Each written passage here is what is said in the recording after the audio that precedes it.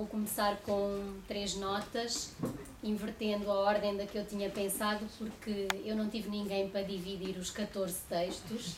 Se 6 era difícil, 10 ainda mais, 14 muito mais, e para apresentar sozinha, com a agravante de os ter lido em suporte PDF. Sou absolutamente adepta das novas tecnologias e dos novos suportes, mas confesso que não fiz a leitura merecida nesse suporte PDF, porque por razões alheias à organização não tive a oportunidade de ter o livro e, portanto, a minha apresentação parece que foi combinada com a do doutor, porque segue mais ou menos algumas linhas. Essa era a primeira nota, mais ou menos explicativa da minha apresentação. A segunda nota é, obviamente, de agradecimento pelo convite para apresentar este livro. Como disse a organização, o livro é grande, mas a minha honra em apresentá-lo é ainda maior. E uma última nota de felicitação pela obra e pelo 5º aniversário do Instituto Superior de Ciências Jurídicas e Sociais.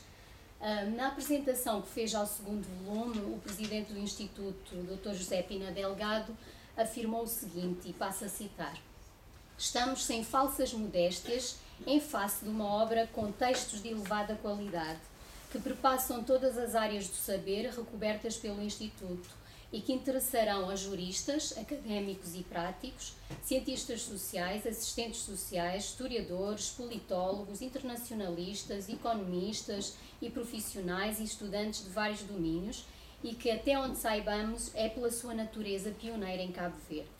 Fim de citação.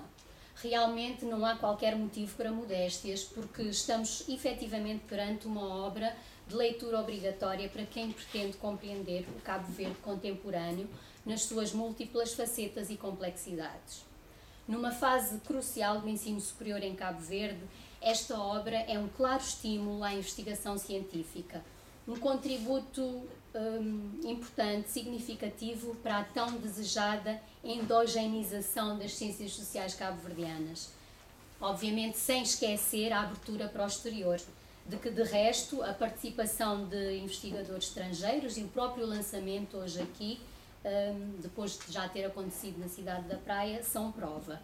Portanto, seria uma atitude, uma espécie de Deus Janus, com a cabeça virada para Cabo Verde arquipelágico territorial e para as várias ilhas exteriores espalhadas pelo mundo, incluindo, obviamente, o já significativo grupo de não cabo-verdianos que estuda Cabo Verde. Portanto, esta conjugação entre o local e o global é essencial para o desenvolvimento das ciências sociais em Cabo Verde, no contexto do qual o Instituto tem desempenhado um papel catalisador. O 2º volume dos estudos em comemoração do 5º aniversário do Instituto Superior de Ciências Jurídicas e Sociais versa sobre as ciências sociais, políticas e económicas. Os 14 artigos que o compõem constituem textos de grande densidade, aqui no sentido, densidade no sentido de riqueza de conteúdos e não de opacidade, de grande densidade teórica e empírica. Abarcam temas tão estruturantes e atuais da sociedade cabo-verdiana como as migrações, aqui saliento o texto de Maria Eunice Brito Semedo sobre a cultura e as suas implicações em análise da imigração cabo-verdiana, e um texto sobre outro tema, infância e juventude, com textos de Nazaré Varela sobre maus tratos a crianças, um fenómeno sem fronteiras, o caso português, Margarida Lopes Borges, um olhar sobre a literatura académica que abarca o fenómeno das crianças e adolescentes em situação de rua, e Redi Lima, bairros desafiliados e delinquência juvenil, o caso do bairro da Chada Grande traz, a temática do género, com o texto de Laura Susana Duque Arrazola sobre capitalismo contemporâneo, Estado e os tempos sociais femininos, contribuições para um debate, e um outro texto de Ana Moraes, Igualdade de Oportunidades e Género, o caso de Cabo Verde.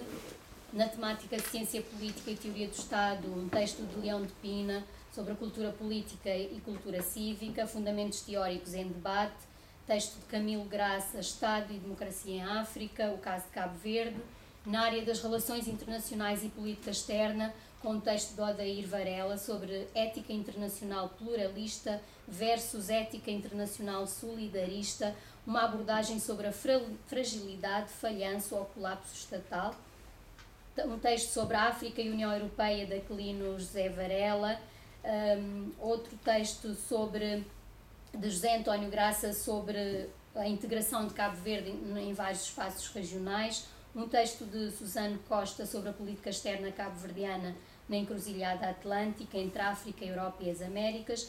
E, por fim, não menos importante, textos na área da economia, da autoria de Paulo Monteiro, com algumas reflexões sobre o equilíbrio macroeconómico, até para dizer é difícil, déficit orçamental e dívida pública, no caso cabo-verdiano, e instituições de controle financeiro, com texto de António Miranda sobre instituições superiores de controle de contas públicas, no caso do Tribunal de Contas. Portanto, eu disse que seria breve e vou terminar dizendo que o texto reflete, como assumiram os organizadores, o comprometimento do Instituto com a investigação e dá sinais positivos de que a investigação atual e principalmente a futura será também ela comprometida, no sentido de ser uma investigação séria, que desconstrói algumas ideias feitas e preconceitos, que não tem objetos, mas sim sujeitos de estudo e que contribui para um olhar crítico e descomplexado sobre Cabo Verde. Parabéns, Instituto, venham mais 5, com muitas mais obras como esta.